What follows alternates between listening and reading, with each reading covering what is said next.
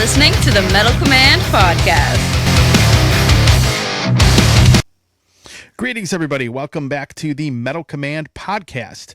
Tony here with you, and today I am bringing on a guest from a really awesome German heavy metal band called Axxis. That would be their singer, Bernhard Weiss, and also known as Berny, as I call him. And this is a band that for 35 years has really been putting out great album after great album. From their debut album called Kingdom of the Night, when they made their debut on EMI Records, to the newest album called Coming Home, which came out just recently. The band has decided after 35 years this would be their last album and that they would all be moving on to other things. So sadly, this is the last Axxis album. And of course, I bring Bernie on the show. We talk a lot about the band's career, the new album, and of course, why they are calling it a day. Now, with that being said, I do thank everybody for supporting the show. And if you want to continue to support the show, please like this video. Please share this video. Please, if you are on YouTube, hit the subscribe button and hit that little bell to be notified anytime I do post a video. And if you are viewing this on any other form of social media, then by all means, please give me a follow there. So with that said, here is Bernie and myself from Axxis talking about their new album, Coming Home, and about the band's career. Check it out. Welcome, Bernie, from Axxis, one of my favorite German heavy metal bands that I've been following for quite a long time, and new album finally after a very long time, Coming Home. Wow, you got it already. Cool. I got it already. Yeah, a very good record, actually. One of the things I like about it, and I haven't really talked too much about it, but I think I really like the songs on it. I think the production and the mix is very well done, very well polished, and overall, very good record. Probably, in my opinion, one of the better albums you've put out. So let's talk about the new album, Coming Home. Yeah. Talk about the concept behind it. And, it's got a really awesome cover. And just in general, I think it's very good. Yeah, the cover is wonderful. Thomas Everard, he did already the cover from Paradise in Flames, and I didn't know this.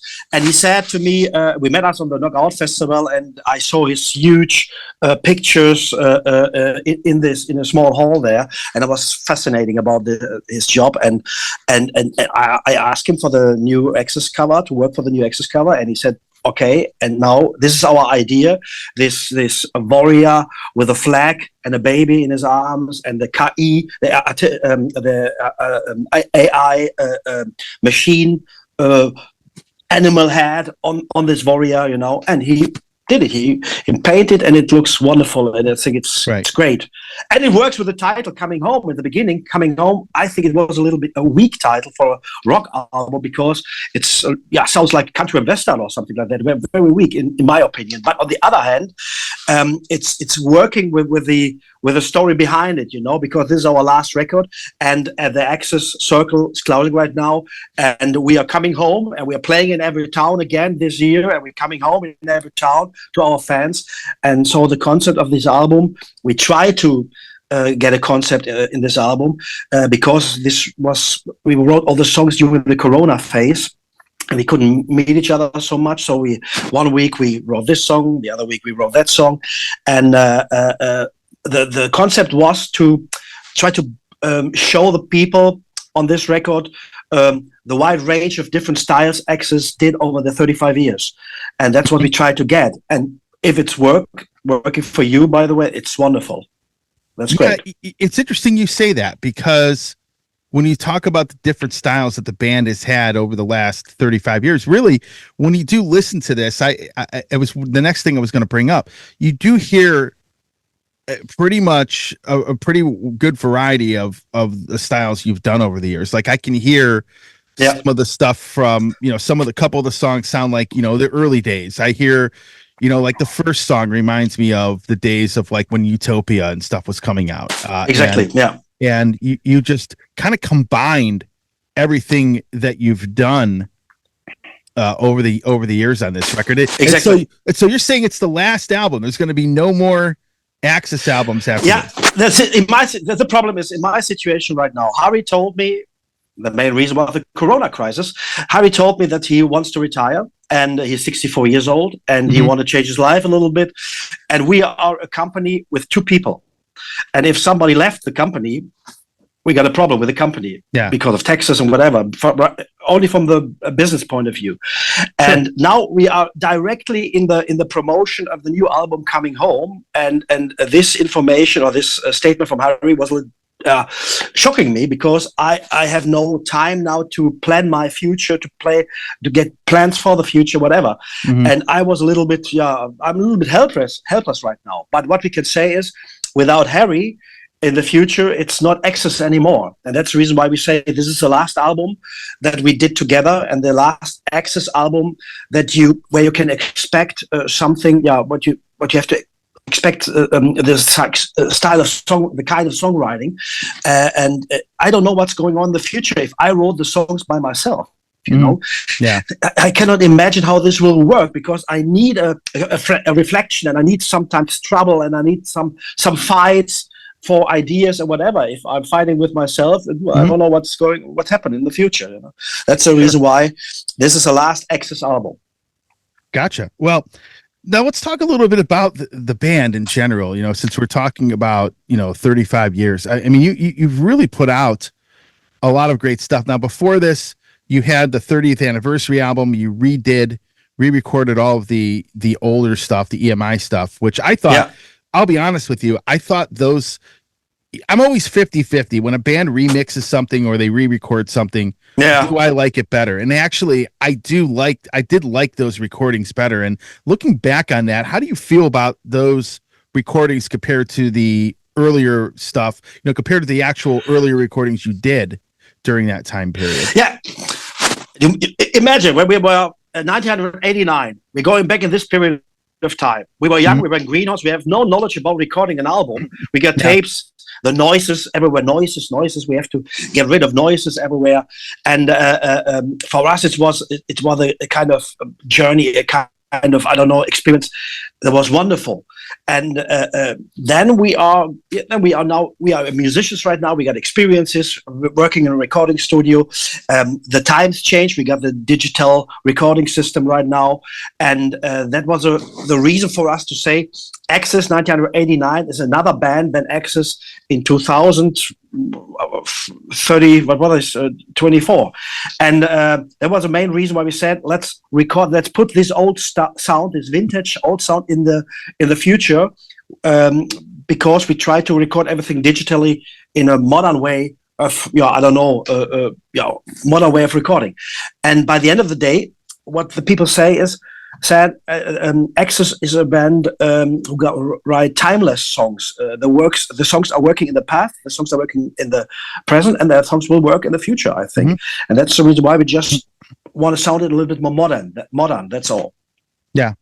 No, but you're right. The magic of 1989 is not on this record. Yeah, but I got to be honest with you. I think some of the songs, the way that they were recorded, I like the way they sound better than the original ones. And you came out with that right during pandemic time, and then you had that EP that you put out, Virus of a Modern Time, kind of more of a I guess a demo, right? I mean, I remember that coming out. It was basically, I mean, were they leftover songs that you put out, or were they written for that, or? No, Virus of a Modern Time was written in 2006 for a theater project called the Prometheus Brain Project, where we put songs together. We try to look in the future in 2006, what's going on in the future in Germany or Europe or in the world. Yeah. And we're talking about boats of hope, that a lot of people coming to Europe with boats, and it's happening in this period of time. And we're talking about a virus that's spreading over the whole world, and it's coming out in 2020, 2020, no? What is it? And that was horrible. We saw this theater project, this song material for the theater project, and we see that everything what we wrote, what we're talking about, was reality right now. And that was the main reason why we put this only digitally in the market. Yeah, I'll be honest. I went back and listened to that. I remember when it came out, I really I really did like that EP, and so I went back and listened to that. I've actually, when I go and check out a band's new album, I'm usually going back and listening to past records to kind of get a little bit of perspective on it, right? Like, okay, how do I compare it to, say, any of the records that came out, like Kingdom of the Night 2, Black Edition, or, maybe Back to the Kingdom, or, whatever, the Big Thrill, right? And, I'll be honest, this is probably, if I went back in your catalog, I'd probably have this in the top 5. I mean, it really is. The Virus of Another Time release? No, this one. Coming home. Okay.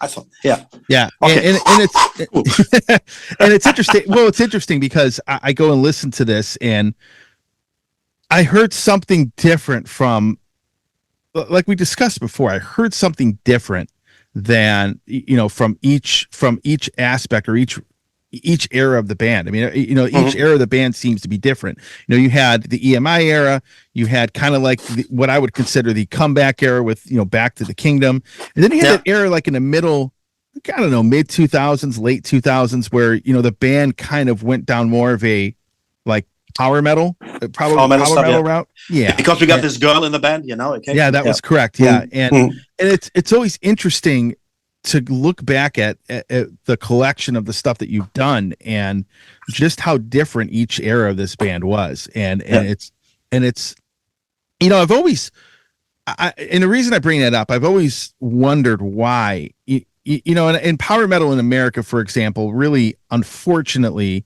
never really caught on, but I always wondered why you guys never really caught on and had a bigger fan base over here.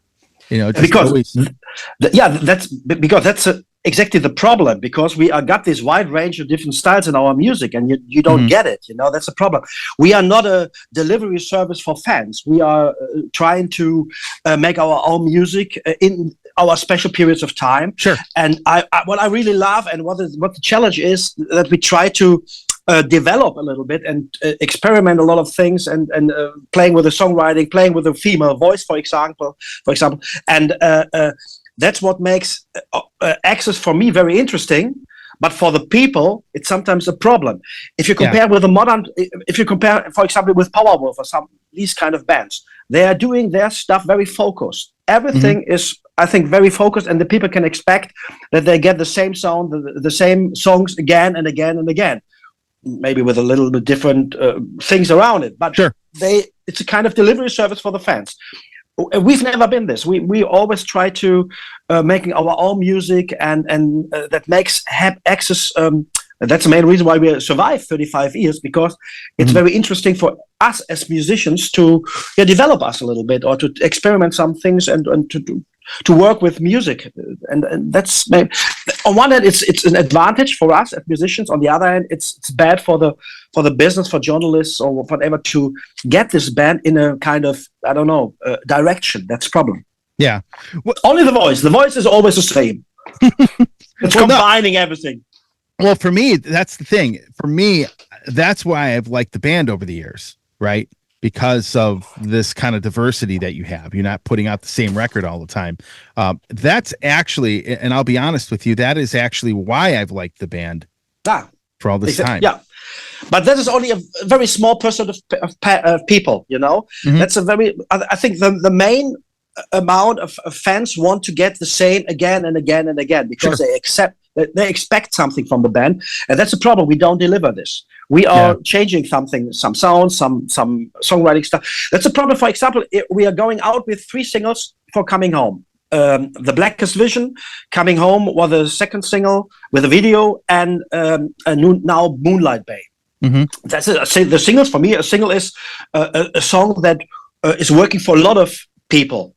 You can say it's a commercial thing or whatever, but it's a very melodic, and the power metal fans hate these songs. They love more Lord of Darkness, Legends of Fantasia, and they say, what the fuck are you doing right now with this fucking song? Too much melodic lines, whatever. Yeah, we say, but that's a songwriting. Try to find a good melodic line. That's not easy. A fucking great melodic line, it's the heaviest way in writing songwriting. If I combine a million complicated parts in a row, that's easy. You just have to train it and it works. But to get or to invent a good melodic line, even if it's easy, that's very, very difficult. Yeah. And that's what the people don't get. They just listen to it and they, too much melodic things, and that's it. See, the basic band, the main bands are saying, "Oh, that's great songs. We can sing along with it. It's great, and we're wonderful, and we got emotions while we're listening to the songs and whatever." This is a problem with Axxis. See, my thing was I've always expected the unexpected. Okay, that's pretty great. much That's a good that's point pretty of much view, and that's pretty much what. Again, that's why I've always liked the band. I've always expected the unexpected. Every album is a lot different, you know, in its own right. And that was probably, you know, that's what interested me in the band. I'll never forget, and I'll tell you the story. The first album that I had probably heard by you guys. Sorry, this is my office time. Some people are calling here right with the phone. Sorry. No, it's okay. It's not disturbing you. Okay. No. But for me, you know, the first album that I remember listening to and actually hearing was the second one, the Axxis 2. Okay. And then I ended up getting, I believe, I'm trying to remember what the second album was. It wasn't, you know, I'm trying to remember. It wasn't Kingdom of the Night?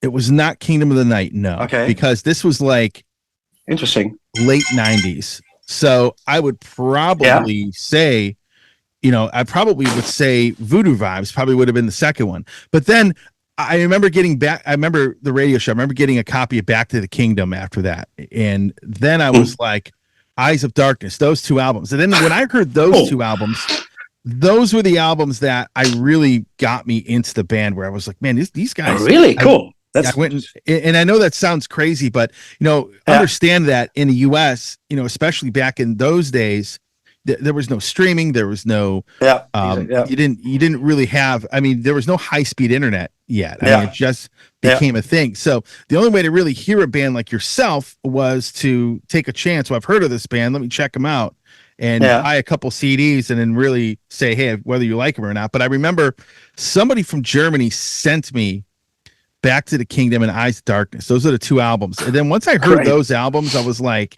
okay, I really like this band quite a bit. And then I started going back and exploring the back catalog, like the Big Thrill, the debut album, you know, all those records. So that's kind of my story of really getting into the band. But I think when you hit the album Back to the Kingdom in 2000, I mean, there was something musically that just changed for the better. And I thought the band ever since then has been pretty consistent as far as the quality of the albums per se. That's a cool story. That's great. Interesting. Because Back to the Kingdom was our first production that we did by our own, that we recorded by ourselves in our own studio. Yeah. And there was the beginning of our experiences in sound recording and whatever. And we built up our Soundwork studio in Germany, and that it's the first step into our independency of the business, you know. And very interesting to hear your story, how you get into this band. That's interesting. Because usually everybody started with Kingdom of the Night, and everybody was disappointed with the Axxis 2 because they expect Kingdom of the Night, the same again. But we did another sound, a little bit more keyboards in it and whatever. And a reggae song like Touch a Rainbow, the people were disappointed, but now it's one of the most famous songs in the world for us, you know. Very interesting. Or Save Me, everybody said, how can they sing Save Me the whole time? It's all boring. What I do today, Save Me is one of the biggest songs when we play it live. Yeah. And it's very interesting how these, everybody's getting another point of view on this band. That's very interesting for me. Yeah, absolutely. And, you know, speaking of something that you just said, you know, this independence in the music scene, you guys have always been what in America we call DIY, like do it yourself. You know, you're able to do your own production, right? Your own production. You pretty much do everything from the ground up yourselves. And you've done that for quite a bit of time. And you were able to survive the craziness of the last 4 or 5 years. Yeah. You know, and that's the reason why we are very, very proud, because today, hopefully, we get the information in maybe this hour. We are we got an entry in the media control charts in Germany on 10. This is the first, and this would be wonderful for a band like us. We're doing everything by ourselves, Harry and me. Harry is more the accountant, and I'm more the creative guy, and this works wonderful together. And if we are going on 10 in the charts, and it would be amazing for a band like us, because we got not this big business in the background, we got not Universal Music, we don't have an EMI anymore in the background, we got our Phonotracks, our own small label, and that's what I love in this band. I can learn, I can develop myself, and I learn a lot of things about rights and business and whatever, and distribution and publishing. And that's there's a lot of knowledge in my head right now, and that makes me independent from all these stupid fucking guys around me, who know everything better. And I was so it's torturing me in my business time when I have to talk with people who have no knowledge about the band and try to work. Yeah, they have to work with us, and for me it was horrible. That was the main reason why we said we want to be independent from all this stuff. And by the end of the day, Keith also was one of the most important guy in this period of time, because the other machines came out, the digital 8-track digital machines, tape machines on a video, this. And that was wonderful. It was not so expensive. We can buy 2 of these machines and we can record everything by ourselves. It makes us more independent from big studios and whatever. And Back to the Kingdom was the first record where we tried to record everything by ourselves with these edit machines, and that was wonderful for us. That was a game changer for us. Yeah, I remember those. The ADAT machines, they had the big cassettes. Yeah, and those exactly. And the thing is, back in the 2000s, those were so much cheaper than doing 2-inch tape. Yeah, like you would have done. Because ADAT machine, I think you get a longer length on them, if I remember correctly. Exactly. Because the old 2-inch tape, for people that don't know, they were only like 15 minutes a reel. Exactly. And they were they're pretty expensive. I think. Yeah. I think you have to get rid of the noise and whatever, and it was very, very complicated, and you need a technical assistant to work with these machines, and that was too complicated for us. Oh no, I gotcha. And then now, digital technology's moved on so it's wonderful. Since then, and it's worked really well. But it's great because you are essentially as a DIY band, as I'll say it. Not a lot of right now in the climate of the way the music industry is. You pretty much have to be that, right? And and there's so many bands out there that really haven't grasped the concept of doing that. Especially exactly. And what's how did you develop this? How did you actually get yourselves into this mentality to doing that? It goes back 20 some years basically. To be honest, the recording session is always the same, like in 1989. We're just working like in these old school days. We're just working in the same way, only with the digital technology. But everything it's much more easier for us, because if I sing 10 times the same song on a tape, it's very, very complicated to drop in, drop out words and whatever. You have to push the recording button only for an S or for a T or something, and you have to be a magician on this machine, or maybe a musician on this machine. I don't know. Right. Today I can see it on my screen, and I can just erase it if I sing something wrong, and that's wonderful for me.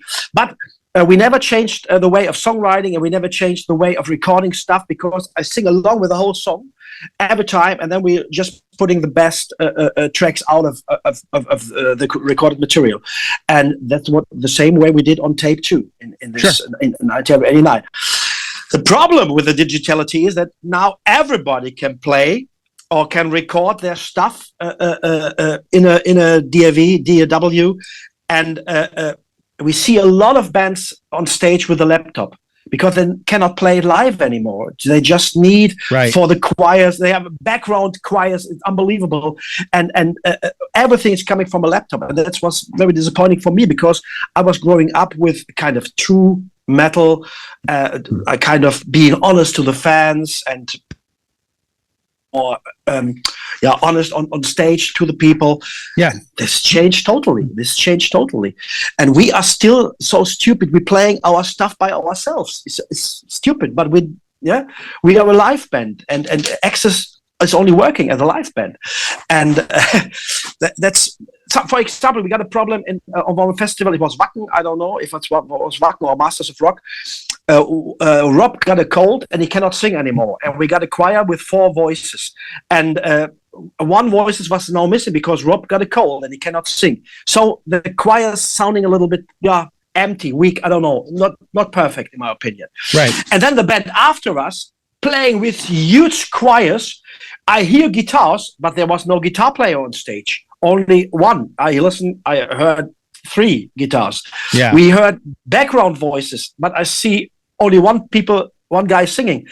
And I said, horrible. And this is the future, maybe. I don't know, but this is not our future. Maybe that's one of the reasons why Harry said, it's not fun anymore for me to be in competition with these bands. Yeah, or when I receive lots of promos of albums, and you can totally tell people are using just the default template in the plugins, and some of these albums sound identical.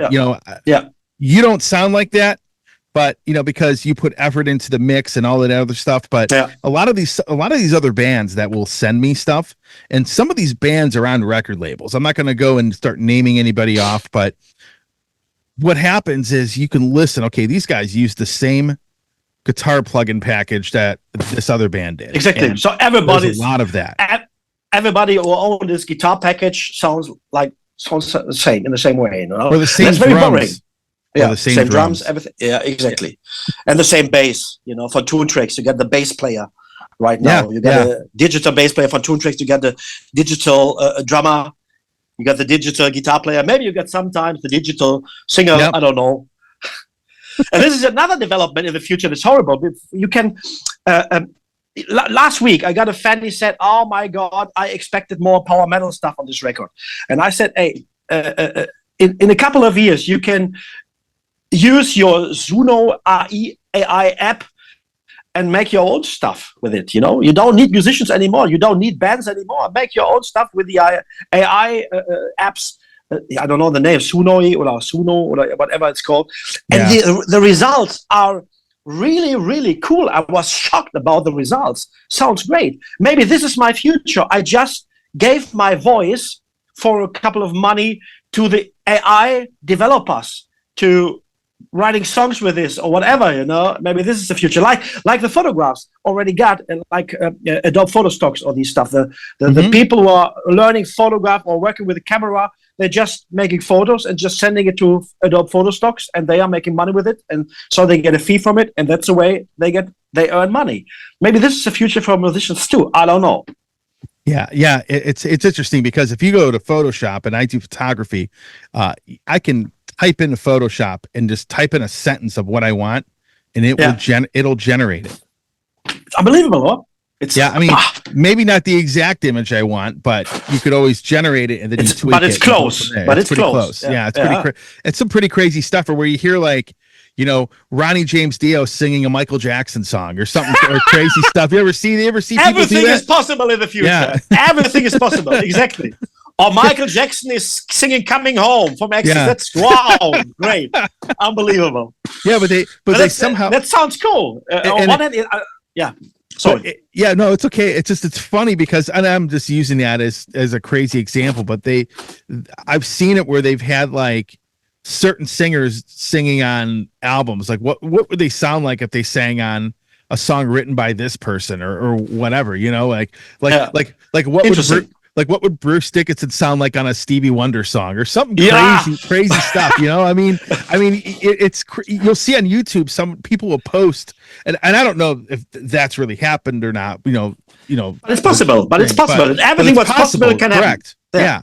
And we have to wonder, if you're someone that's a pretty big name singer and someone's doing this, you got to think to yourself, would I really sound like this on there? And some of it, you can kind of tell it's totally fake, and some of it sounds real, right? I mean, it's and there's people. I think people are growing up now not knowing the difference.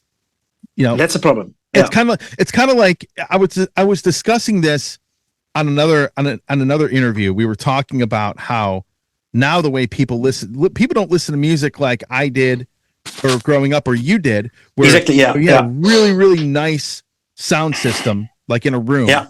Now You're they're totally listening right, to it yeah. on earbuds. And Exactly. and I think a lot of these bands, when they go and they record some of these albums and use some of these same plugins, I don't think a lot of people can tell the difference.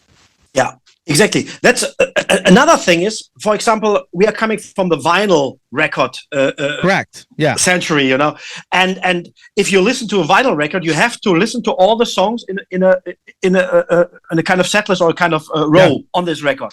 And so you have to listen to the songs maybe you don't like, or you discover something that you like more than the song that you expected on the record or whatever. Mm-hmm. So you need your time and need your 30 minutes for one side to listen to the whole record. And then you have to change the the vinyl record on the turntable, and you listen to the B side. Yeah. And today all the people are just collecting. I was on a party a couple of days before, and there was a guy who said, "Hey, there are so many great songs out there with Spotify, and listen to this, and listen to that, and listen." And he never heard the whole song. He's just playing to up to the chorus, and that's it. Only the chorus, and then he stopped, and the next song, and the next song, and the next song, and the next song. It was just kind of collecting and showing what is on how many files you have on your drive. But that's it.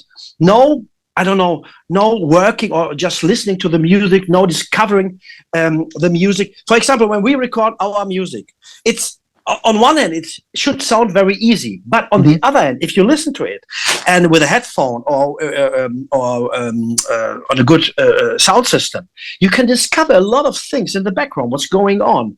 Some maybe a drum loop or another guitar or a melodic line in the background that is only in the reverb, hidden in the reverb sound in the background, and whatever. You can discover a lot of things. That's what I really love when I listen to, for example, Pink Floyd.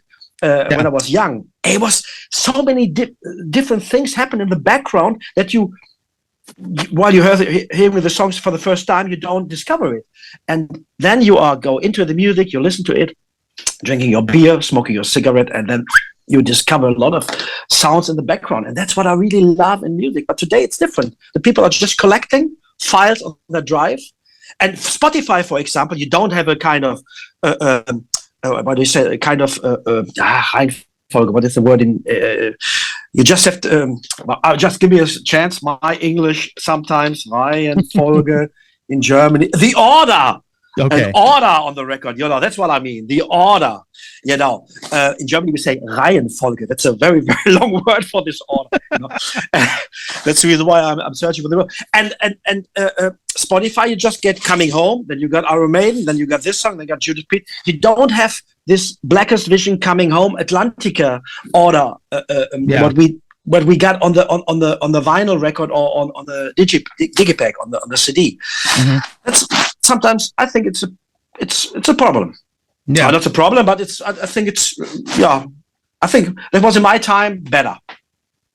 Yeah, I agree. I mean, like I said, we come from the same time, basically, you know, and it's interesting you say that, because then you'll get people that they'll be on Spotify, but then you see more and more people buying vinyl.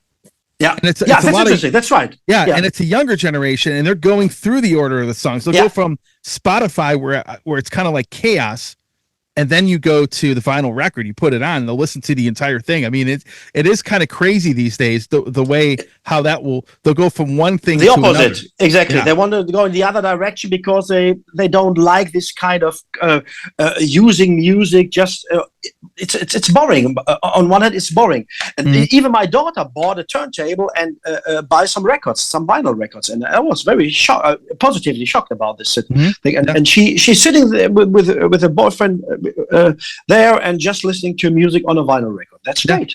Good development. I mean, my son is 17 years old. Guess what? He has a huge. I don't think he owns 17. I don't think he owns a CD. He literally has a huge collection of vinyl records. Yeah, great. And listens to them. But then we'll go on Spotify and do exactly what we just talked about. Go from one song to the other. You know, it's so it's kind of like it's consuming music. You go from one end to the other, and It's crazy. It's crazy how the vinyl thing has kind of sort of taken off a little bit, and has been increasing. Even though the prices of it have gone up. I mean, more and more people are buying the stuff. And I always thought that that was shocking. You know, I was asking people that. I mean, I like vinyl. Don't get me wrong, but I was asking people what is the appeal, right? Because I had to ask. I thought, you know, why are people? I mean, you have people that will, you know, take their phone. They have everything in here, and then they go and listen to a vinyl record. And I think the biggest thing that was what was said to me is that for whatever reason, and this is what the reason many people gave to me, is that one, the artwork is there. It's big. You got something. That's right. It's something that's like you could hold on to. And what's nice is that when you put it on, you know, usually you'll have a stereo setup. You'll have speakers, amp, preamp, you know, whatever you have, turntable. And for whatever reason, people, when they're home, they like to listen to music that way. You know, it's exactly. Yeah. And they don't buy even CDs. You know, they're using a vinyl record. And then what happens, and a lot of record labels have done something very similar to this. It's a very smart thing. If you go out, you buy the vinyl record, they give you a download code to listen to it digitally.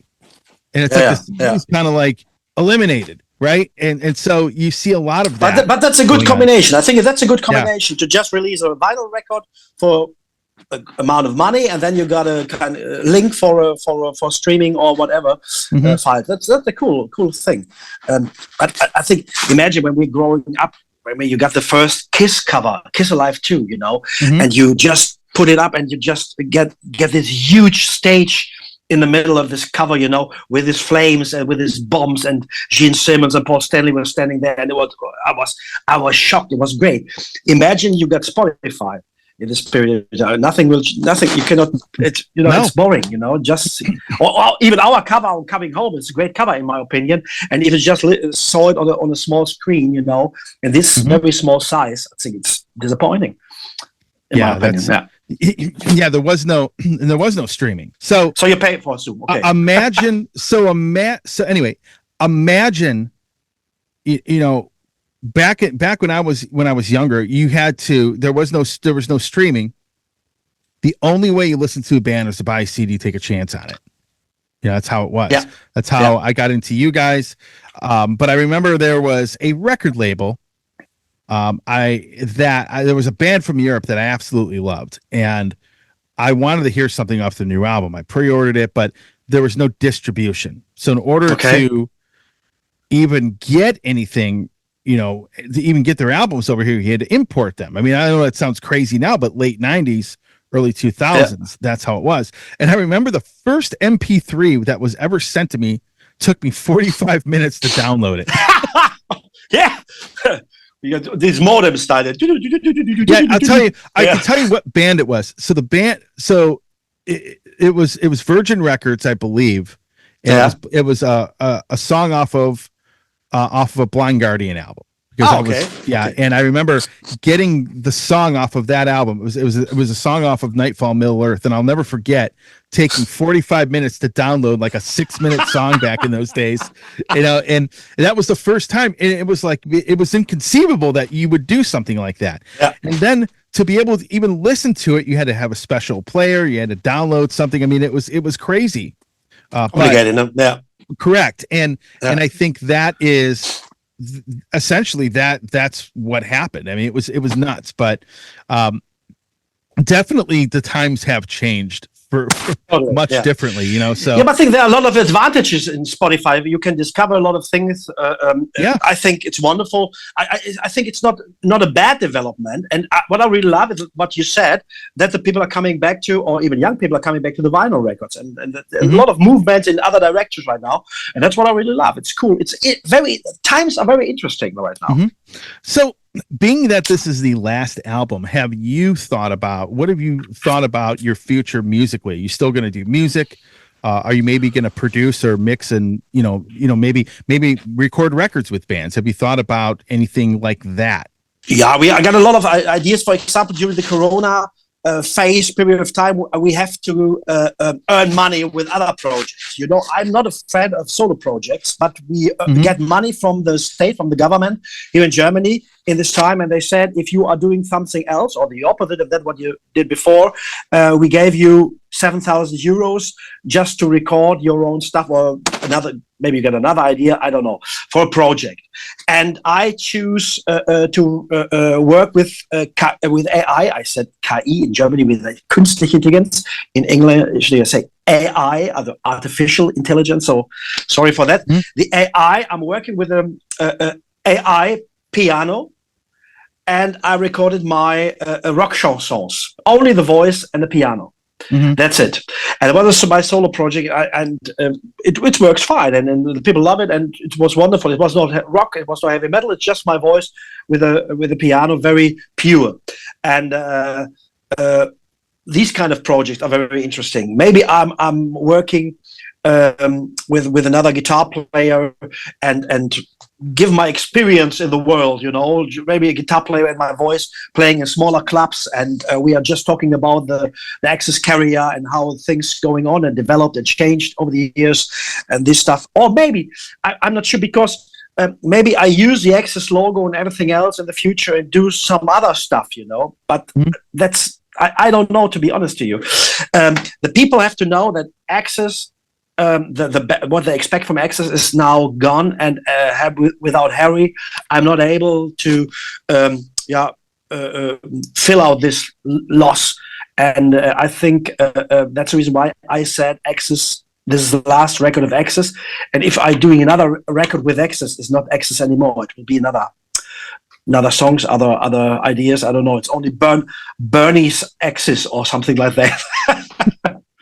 But you're still going to make music at some point. I will do make. Yeah, sure, absolutely, sure. Well, that's always a good thing to hear. And I'll be honest with you, I look back at your entire discography, and there's so much great stuff here that for me, there's such a diverse amount of stuff here that I think you should be really proud of a lot of the stuff you've done. I mean, it really is different now. So if you had to go back, in the history of this band, if you had to pick, this might be difficult. What would your favorite album be that you recorded? If you had to pick yeah, that's what is your favorite son or daughter or whatever? I don't know. No. I must say, Kingdom of the Night was the most important record, because this was our ticket into this business, and this is because where everything starts. And even if we are greenhorns and we have no knowledge about recording an album, it was sometimes sometimes a torture in the studio to record everything. But on the other hand, this is the most important record for Axxis, because this is our ticket into the business. And on the other hand, the record you said, Back to the Kingdom, was very important for us, because this was our first step into the independency and into the business without a major company in the background, And so these both records are very, very important for us. And now coming home, the last one, this is important too for us. Yeah, I think, and again, I think it's great. Have you thought about some of the older albums? Have you thought about reissuing any of them? Is there any bonus material that maybe you could put on some of these in the future, down the road? No, but that's the reason why we just record everything on the best of again, a kind of collection of all the main songs that we did in the past during the EMI phase or during the EMI period of time, and there was one thing that was very interesting. The people told me that Voodoo Vibes is not in the streaming on Spotify or something. I didn't realize it by the way, and maybe that could be a good idea to re-record everything from the Voodoo Vibes to put it into the streaming market. But on the other hand, for these less amount of money, it doesn't make sense to record everything again. This costs a lot of money, and you don't get money back from this. Maybe that's the main problem. Yeah, Voodoo Vibes. If I had to pick an album that was the most difficult to find, it was that one. Exactly. Yeah. About the Kiss of Death from the EMI. Our last records of the EMI, and And to be honest with you, I love this record because we are working with drum loops and very, very modern stuff, but that was not good for the Axxis fans. That was too much. Yeah. The Axxis fans expect a classical rock album, and we are working with drum loops and modern sounds. And the drummer was only an instrument who playing just in the chorus lines, not the whole song through. Yeah. And that was sometimes strange for the people. But I love this album. Yeah, from the EMI era, believe it or not, either The Big Thrill or Matters of Survival are probably my two favorite albums. Matters of Survival, really? I thought. Okay. Yeah, Matters of Survival, I think is such a great record. I think it's highly underrated. The Big Thrill, again, it's more of a fun album. But those two albums from that era are probably my favorites. Yeah, and that was the experience with Keith Olsen in Los Angeles. That was wonderful. Yeah. That was that. To be honest to you, that was a main reason why we got all this. The input from Keith Olsen was one of the main reasons why we said we just be independent, just do it by yourselves and whatever. Mm-hmm. He got a lot of knowledge and we learned a lot of things from him, and that's the reason why it was our I think the impulse, the kick into the independency, and that was Keith Olsen's. Yeah, and you were always. And the other thing is, I went back to the last interview that we did, and I remember you basically saying, "I'm perfectly fine with being the opening band." Yeah, I love it. Yeah, I love to be an opening band because if you are a headliner, everybody is gone when you're going in the venue. It's gone, Just the fridge is empty. That's the reason why I love to be an opener. I don't know why. It's early. It's not too late. Yeah. Yeah, I remember that. So, but anyhow, I almost feel like this band went through two different phases. You had the early phase, and then the phase from 2000 and on. And I think that the newer version of the band, the last 24 years, I think has been more consistent. As far as yeah, that's right. Because I record everything and I'm mixing everything. Mm-hmm. Maybe that's the reason why. That's we don't work with different producers. We are just producing all the stuff by ourselves and with the same, equipment. And maybe that's the reason why it sounds very steady. Yeah, it really does. Like when I go back and I listen, and go back and look at the eras of the band, a lot of the albums, during the EMI era were very drastically different from each other. Yeah. I mean, like different producers, correct. But now, and musically, the newer stuff is different from the musical aspect, but I think the consistency of how good the albums are is a lot, for me, is there from the last 24 years compared to what it was in the early days. And I always thought that when you did the Kingdom of the Night 2, for example, you had the Black Edition and the White Edition. You had two albums come out at the same time. I thought that was I thought it was a pretty cool idea as well, because you kind of had more of the, I don't know what you want to call it. I don't want to say negative, but like you kind of had some darker music. Yeah, more these power metal elements on the Black album, and more this classical rock, this with some pop melodic stuff inside, on the White album. Yeah, that's probably the best way to describe it. And my description was pretty bad, actually. So, but it's pretty cool. So, out of curiosity, you going on tour. This is your last album. Have you thought about recording a live record? I think, I saw all these people in the audience record everything with their iPhones. Everybody got this private concert on their phones right now. Why should I invest a lot of money in producing a live record? We got a live record already in the market. We are playing the same songs anyway. We just add some new stuff into the order of the songs, and that's it. And so it doesn't make sense to record a live album. We got Accessible Areas at the beginning with Rolf Hanekamp. That was a great record. We got this Bang Your Head Festival Blu-ray live recording. We got the 25 I don't know, anniversary show. Yeah. This booklet stuff where we put all these recordings of the fans together. The first booklet we ever did of a recording in the Zeche Bochum in Germany, and that's enough. I think that's. And we have to play Living in the World for the fifth time again, or we record it again. That doesn't make sense, No, I got you. So how's the reception been to this record coming home? How is it? It seems for the most part, it seems pretty positive, at least from what I've seen. And what's your fan reaction been like to this album? We got in Germany the famous Ruhrpott Rock Dinner. Ruhrpott Rock Dinner means we invited 80 people of our fan club or fans, get our newsletter on our website, to a listening session with a German mega super big schnitzel and French fries.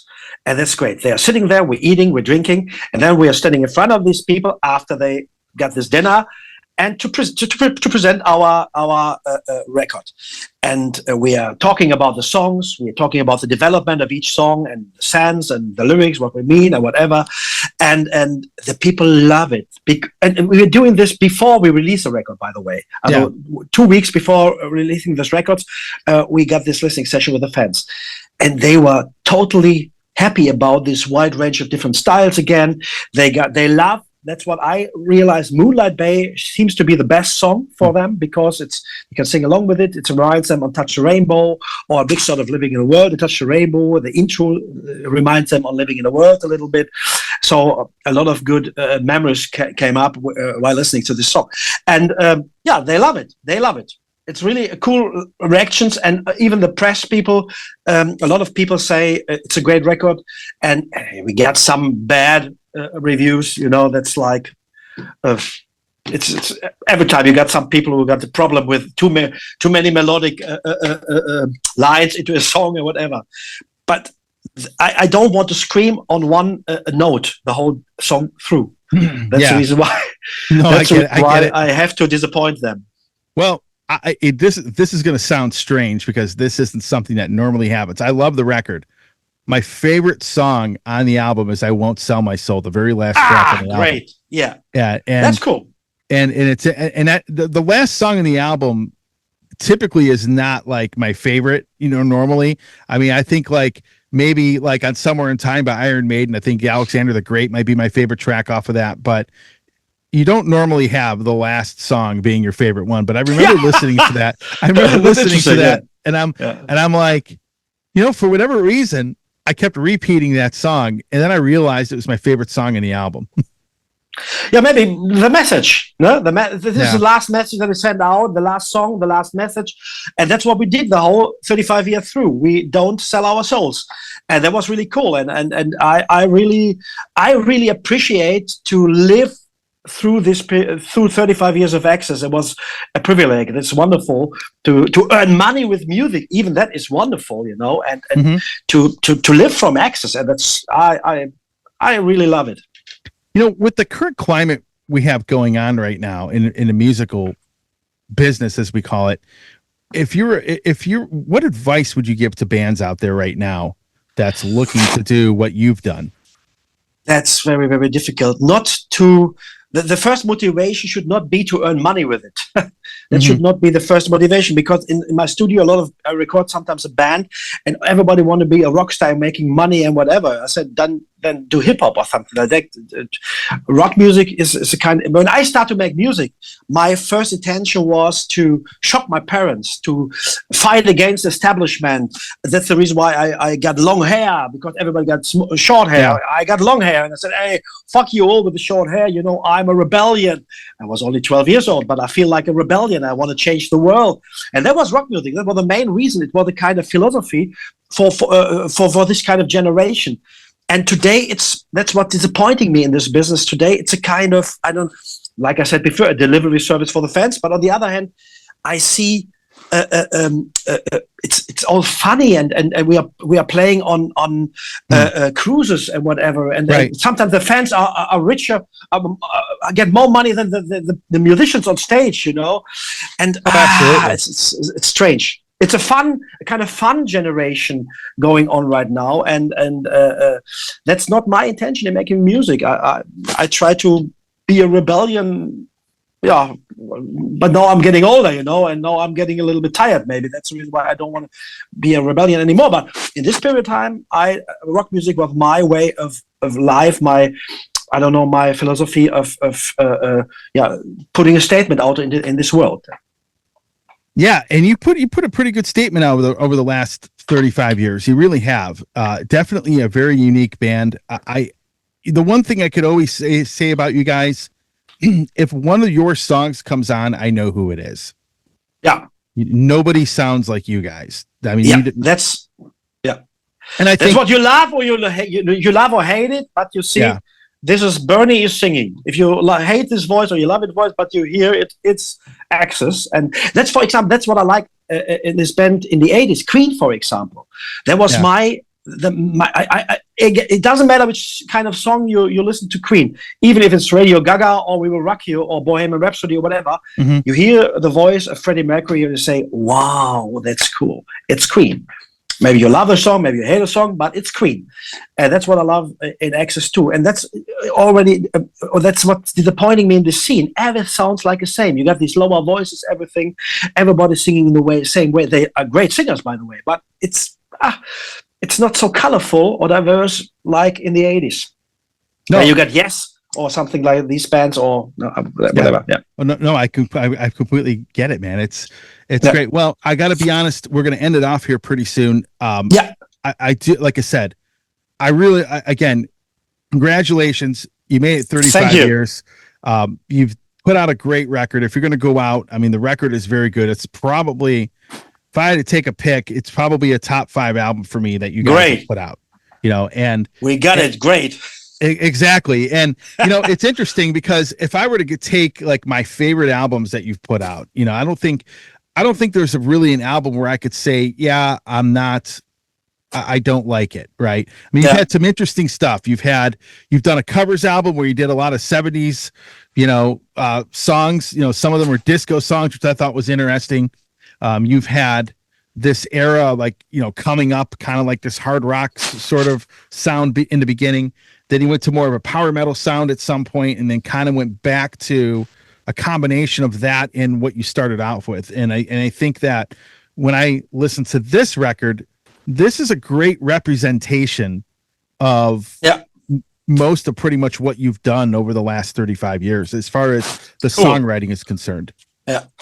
If we got this, that's wonderful for us because we try to do our best on every record, and sometimes it works, or sometimes it doesn't work.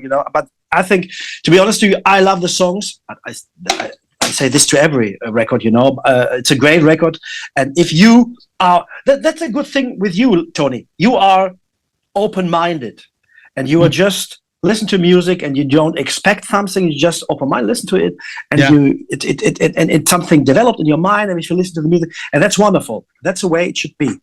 Yeah, I look at the back catalog. I'm looking at my 5 favorite albums. This one's obviously there, but if I were to pick like the other 4, The Big Thrill would definitely be in that list. I think that album is fantastic. Paradise in Flames would be up there. I think from that sort of era where you had a female singer, that album from start to finish is almost perfect, and it was pretty much an album of pretty much in my top like 2 or 3 albums for 2006 when it came out. It was the album of the year actually back then.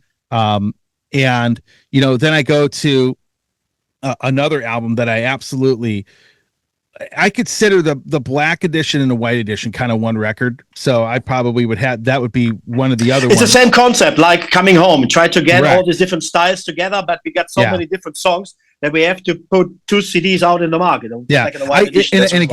I consider that one record, kind of like how I consider Halloween's Keeper, the 7 Keys albums, one album, because initially that's what they wanted to do.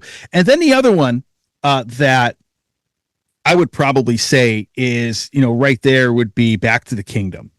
So it's a pretty diverse, it's a pretty diverse group of records, and there's a lot of other albums that are great. I mean, it's hard to really. It's kind of like you. It's kind of hard to figure out what your favorite album would be, but I have to be honest with you. Those would be, along with this one, that would be my top 5.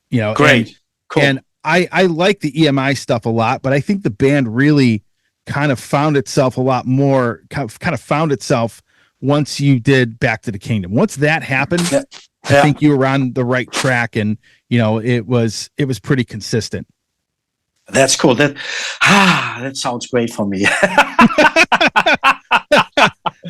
Now it's very interesting when I'm talking with somebody like you, who are into the band, who realize or recognize the development of the band, and that's wonderful to talk with these guys. If you are just a power metal fan, who just, for example, a lot of Spanish people are discovered Axxis with Paradise in Flames, Utopia, Time Machine, with these records, where we got this power metal, where we started this power metal elements in our music.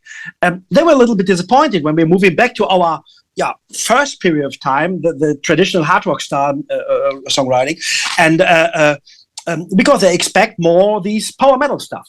But we are not a power metal band. Axxis is a band with different styles. We got some reggae elements in our songs. We got some power metal. We got sometimes speed metal elements in our songs. We got sometimes melodic. This time Moonlight Bay is a kind of shanty. It's kind of sail away, sail away. It's more, I don't know, shantycore song-based song. That's very, very complicated to get this band on in one direction. That's very, very difficult. Yeah. And people like you are dealing with it. They understand the band. Well, the thing is, I always look at, I don't go by people's reviews. I've always approached music with one simple expectation and basically one simple question I have to answer. Do I like it or do I not like it? You know, exactly. if it's very not, easy. If it's not power metal, let's say, for example, I'm someone that loves power metal. And I have gone on my show and said that power metal is not something, especially over the last like 20 years, you know, there hasn't been really any power metal bands with, you know, there's a couple now that I like, but power metal for me kind of got stale in a sense. But I always look at it, do I like it or do I not like it? So, for example, what a lot of people will do is they will say, well, this person isn't in a band anymore, so I know I'm not going to like the album when they haven't heard the album, right? Yeah. Or if you look at a review, and reviews are so weird, and this is why I don't look at them, because it could be completely, like someone will say, oh, it's boring or it doesn't have this or whatever, and I'll listen to the album and I'll like it. So the way I've always approached it is I have one question. Do I like the music or do I not like the music? If a band changes, that's what style, exactly. Keith Olsen told me a good song is a good song. It doesn't matter which direction, which if it's power metal or hard rock or pop music or whatever. A good song is a good song, and that's it. Very easy. And there are bands that have changed direction at times, and I go and listen to it. You know, honestly, it's not what they did before, but in that kind of style of music, it's actually pretty good. And then there are bands that have done that where, you know, same kind of thing where I'm like, it sounds bad. And not because they changed the direction, but the songs themselves in that kind of style that they're playing really aren't all that great. You know, it's just... A couple of days, I spoke with a friend of mine and he said, which is your favorite band? And I was just thinking about it. And then I realized after 40 years or 50 years of music listening, I said, I never got a famous band or a band I really love. I always love records. For example, by Iron Maiden, I love Number of the Beast. That was my favorite record of Iron Maiden. Or Whitesnake, this album 1987, wonderful. Number of the Beast, my favorite Iron Maiden. Or Metallica. I'm not a Metallica fan, but then the Black Album came out, and I said, "Oh fuck, what a great record! Unbelievable sound, the songwriting, great." And I realized I was an album. I'm a fan of albums. I'm a fan of songs and what's going on their record. Not a fan of a band, and that's a way I'm writing songs too. I just try to work with an acoustic guitar, very pure and rough. I'm sitting there in my hometown writing songs, and if the songs are working in this pure style, they can work with a big sound or with big arrangements or whatever. And that is our philosophy, and that's the reason why we working with different styles, and we are not easy to catch. You know? Yeah, it's funny. Iron Maiden, Number of the Beast is my favorite album by them, and wonderful songwriting. And the craziness of the 1987 album by Whitesnake, you know, just the guitar parts that John Sykes unbelievable are insane. Exactly. Insane. Or like if you listen to his solos, like if you listen to like Thin Lizzy, Thunder and Lightning, you hear that guy solo. I mean, it's nuts. You know, unbelievable. And I know people in tribute bands that, you know, to learn that stuff. I mean, it is crazy how much time and effort it took them to be able to learn that. That's stuff. another interesting thing. That reminds me of a story. We are using we're looking for a new guitar player 10 years ago, and we got a lot of famous guitar players in our rehearsal room, and they just have to play the riff of Kingdom of the Night. A very easy riff, in my opinion. It sounds easy, but it is not easy. They are not able to play with downstrokes this fucking Kingdom of the Night riff, because I played it with downstrokes, and no, everybody but I played da da da da da. Yeah, and that was a small little fine-tuned thing, but it's different. The whole riff sounds different. Yeah, and that's Axxis. It sounds easy, but it is not easy. Yeah, that's a pretty good description. But yeah, I mean, it's interesting you say that. I'm a big fan of albums myself. I mean, there are bands that I absolutely love because I just love most of their albums, or maybe all of them. But I get what you're saying. There's some bands I'm really not into. Then I hear an album by them, I'm like, wow, I mean, this is pretty good, right? Cool. So yeah. I get where you're coming from on that. Well, I got to be honest. I really like this album. I appreciate your time and everything, and coming on the show and talking about this. It's always a pleasure. Yeah. And again, great job on this. If you're going to end the band, it's going to end this chapter of your musical career at this point. You definitely put a great record out. You didn't put it out something. We're going with a bang. We're going out with a bang. That's correct, man. Well, hey, thanks for coming on. Seriously. Thank you, Tony. Definitely some great stuff. Any last words for fans that are going to check out this interview? Well, the world is turning and turning around. It doesn't matter what's going on the surface of the world, Right. It's still turning. It's not very important what's going on. And I think if we are making the fans happy with this album, I'm happy. And if you are happy, I'm happy. So a wonderful, I think, relationship. Gotcha.